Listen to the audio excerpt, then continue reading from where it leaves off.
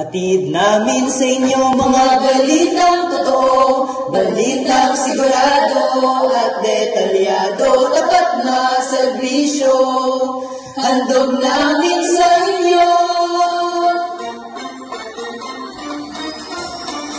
Balitang walang kinikilingan. Sa timog silangan ng Kamaynilaan.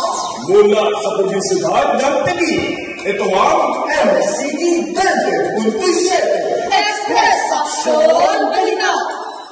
Ako ang inyong kabalitaan, John Lloyd Martiniano. At ako naman ang inyong kakabagay, Angeline Papaduas. Ito ang MSCT 20.7 Express Action Balita. Ang isa siyang ito ay miyembro ng KBP, Kapisanan ng mga Broadcaster ng Pilipinas. At para sa mga uwan sa buong mga balita. Batch Maharlika, magbubuhay na isinagawa ang mga kalipay. TCMS Grand Alumni Reunion gaganapin na. Mr. and Miss TCMS 2025, inaabangan. Mga guro ng TCMS nagbabot ng mensahe ukol sa pagtatapos ng unang semestre. Balitang hindi nyo dapat magkasin at balimain. Balitang tinututukan ng tiyak ng mga asahan. Nag-uulat mula sa Luzon ng Taguig. Ito ang MSCT 20.7 Express Action Balita. Ang oras natin ngayon ay ganap na alas 3 ng hapon, araw ng Biyernes, 17 ng Enero, taong kasalukuyan. At para sa detalye ng mga balita. Para sa unang balita, Batch Maharlika, magkumpay na isinagawa ang mga kalipay. Mary Jane, ikalita mo. Grade 12 Batch Maharlika mula sa TCMS matagumpay na nagsagawa ng outreach program sa Sitio Atosite, Western Bicutan. Pinangunahan ito ng Supreme Student Government Organization upang magatid ng tulong at kasiyahan sa mga residente. Ayon sa aming na-interview, ay nagpasalamat po kami sa libreng VP nyo po at saka nalaman po namin kung anong mga kalusugan namin at saka sa sumba po maraming salamat. at yan ang naging palayag namin sa isang presidente ng nasabing lugar. Mary Jane Salon, nagbabalita. Salamat, Mary Jane. TCMS Grand Alumni Reunion, gaganapin na. Ezra, ibalita mo. Isang Grand Alumni Reunion ang isasagawa ng The Covenant Montessori School sa ika-15 ng Pebrero na magaganap sa F1 Hotel. Ito ay isang pagkakataon na muli magkakasama-samang dating pag-aaral, mga guro at miyembro ng TCMS family. Ezra Bartolome, nag-uula. Salamat, Ezra. Mr. and Miss TCMS 2025, inaabangan. Ibalita mo.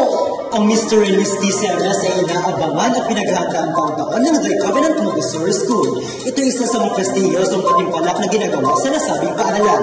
Maraming inaabangan at kaabang-abang mga kandidata sa edisyong ito. Narito ang ilan sa mga bilin ni Sir Nico. For this year, mas kaabang-abang talaga siya dahil ito po ay 18th year ng Mr. and Miss TCMS. So, mas maraming aabangan, maraming mga pasabog, especially nung nakita namin yung list ng mga candidates na sasali, talagang lahat palaban. At yan ang kanyang naging pahayag. Dean Oriel, nagbabalita. Salamat din ang mga susunod ng mga balita pagkatapos ng mga nalawang paalala. Sa TCMS, lahat ay kayang-kaya. Walang hidden fees, service ay walang higis, at school registration ay mabilis. Oh, Diyos ko, ano ba naman ito, diba? Grabe na. Sa The Covenant libre ka, TCMS ay naghihintay sa'yo. All stands ay nandito. Diba? Dito na. Sa TCMS, laging updated ka.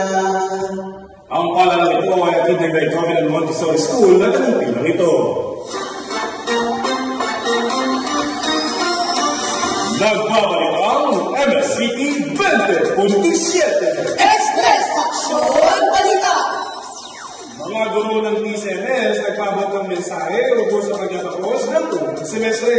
Anjing, ibalita mo. Nagbigay ng pagbati ang mga guro sa mga estudyante dahil sa matagumpay na pagtatapos ng unang semester sa The Covenant Montessori School.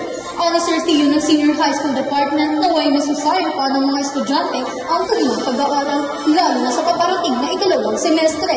Ako si Arjun Bonifacio, nagpumula. At yan ang mga balita namin nakalap sa araw na ito. yan ay hindi isang bagay na handa ng ibigay. Tungo sa puso't gawa, doon ay napubuhay. Ako si Angelique Magaduan. At ako naman si John Lloyd Marniano. Kami ang inyong kaagapan At iba. at kakampi. Ito ang